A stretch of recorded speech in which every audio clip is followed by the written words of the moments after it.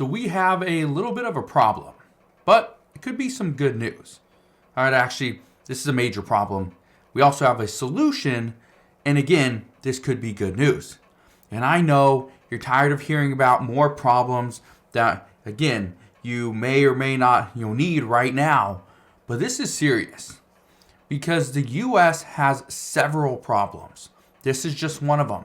And according to experts, we have solutions to fix a lot of the problems that we are currently experiencing, but nobody wants to act. Again, which is another major problem. For instance, here's a problem. There's a couple problems right now that are really hurting the U.S. economy. One of those is a massive labor shortage here in the United States. I talked about this just the other day and mentioned how some states are proposing we change the child labor laws. Let children work longer. Let children come in a little bit earlier, at an earlier age. Give them more hours per week, right? But again, pay them minimum wage. This is just one way for businesses to pay employees, get people in without paying them more money. Again, it's a problem. But because of this massive labor shortage, we are now seeing less tax revenue come in for Social Security, for Medicare, and for the U.S. government. This is a problem. The U.S. government needs money. They need money just to survive, just to make sure that we don't, go into another spiral and get deeper and deeper in debt. Again, we're $31 trillion in debt. Actually, $31.4 trillion in debt. That's a major issue. But here's where the good news comes in. According to multiple reports and multiple experts, they say their studies are now showing that this is an easy fix if Republicans and Democrats can agree. And the fix? Allow more immigrants to come into the United States and work, but give them clear direction. Here's what they're saying. They must work. They are not allowed to get any government benefits for at least 24 months upon entering the U.S., which again would be different because as you come in, you get accepted, there are certain benefits that you can get. But if the U.S. makes it very clear that we're going to allow more people to come in, but you have to work, you cannot be in trouble with the law in any way, and no benefits for 24 months, then this could really help out the United States, the U.S. economy, because one of the big worries right now is the U.S. is going to dip into a recession. We're also going to see higher inflation, which some say if we have more employees to fill these vacant positions, then we could see inflation come down, which would be good. Now, economists believe that this would work as well. Not only allowing more immigrants to come into the U.S., okay, and fill these vacant positions, but this would also bring in more tax revenue for the U.S. government, which is needed. Okay? Here's the other thing. Social Security and Medicare. These are the two programs that are talked about the most over the past 2 to 3 months. Over the past couple weeks, Social Security and Medicare have been talked about the most, especially over the past couple of years. And I've said this before, I've said this over the past couple of years as well. There's a very good chance we are going to see something happen for Social Security in 2023. I said this because we knew at that point that Democrats did not want to be the ones that changed Social Security. And if Democrats had all the power, which they did over the past 2 years, they would not want to change Social Security because if it didn't work, guess who we blame? We blame Democrats. Yeah. So at this point, now that we have a divided Congress, we have the House of Representatives, which is controlled by Republicans. We have the Senate, which is controlled by Democrats, and we got a Democratic president. Now, experts say we have the makings. We have everything in line to come to an agreement and fix Social Security, fix Medicare. And experts say this is one way we can do that. We can actually bring in more immigrants.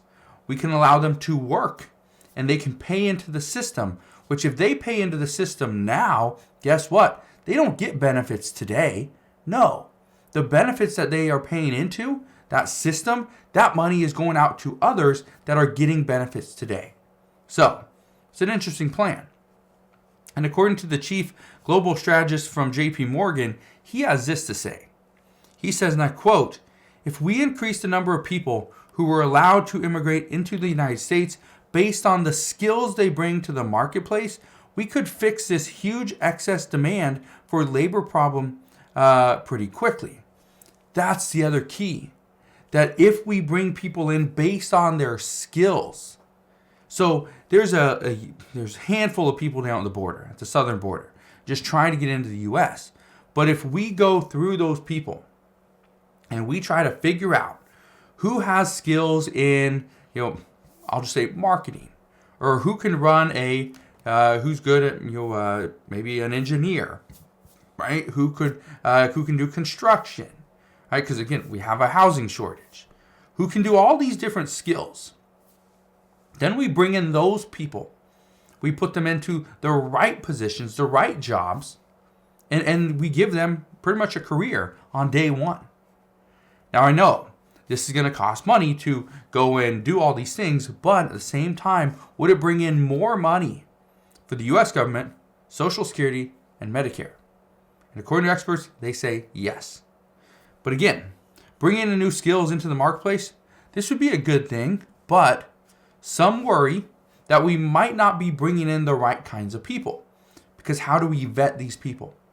It's because of this that some say it is not the right move to make at this time.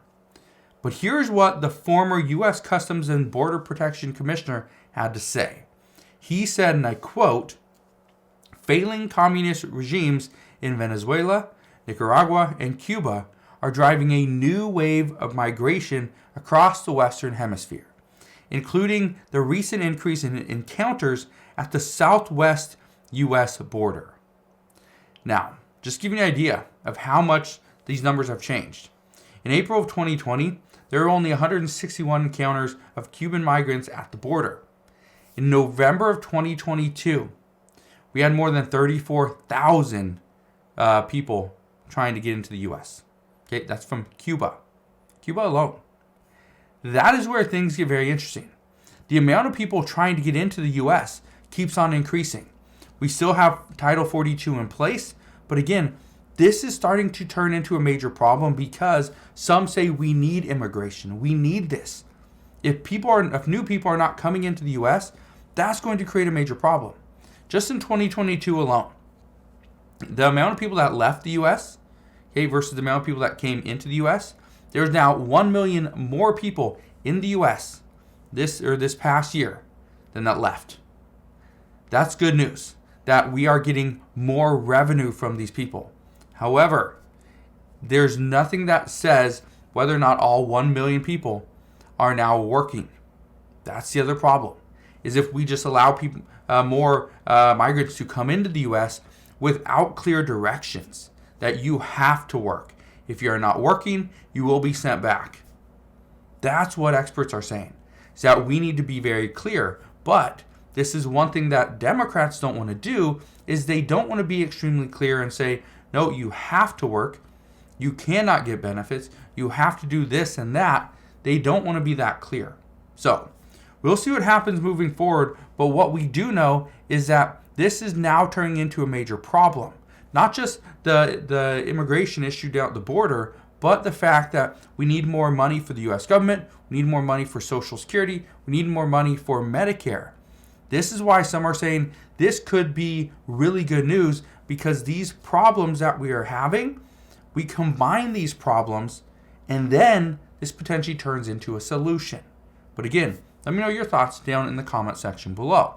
But that is what I got for you guys today. Hopefully you guys enjoy the rest of your day. If you have any questions whatsoever, please ask your questions down in the comment section below. As always, consider subscribing, and I'll see you guys on the next one.